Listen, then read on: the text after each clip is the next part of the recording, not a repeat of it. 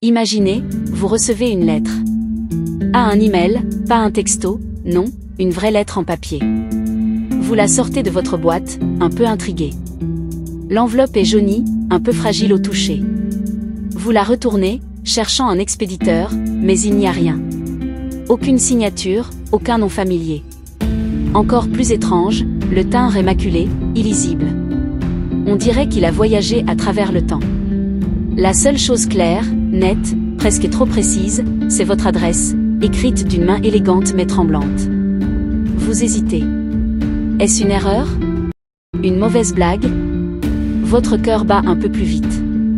La curiosité l'emporte, bien sûr. Vous déchirez délicatement l'enveloppe. À l'intérieur, une seule feuille de papier, pliée en 4. Le papier est du même genre que l'enveloppe, ancien, presque parcheminé. Vous le dépliez avec précaution. Il n'y a qu'une seule phrase, au milieu de la page. Une phrase qui ne veut rien dire, et qui en même temps, semble tout signifier. Des mots qui résonnent en vous comme un écho lointain, un souvenir que vous n'arrivez pas à saisir. Qui a bien pu envoyer ça? Et pourquoi à vous? Chaque détail semble être un indice, une pièce d'un puzzle dont vous ignorez totalement l'image finale.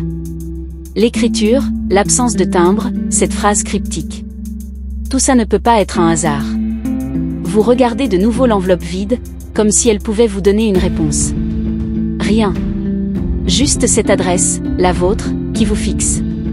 Vous comprenez alors que cette lettre n'est pas une simple correspondance. C'est un appel. Une invitation. Le début de quelque chose.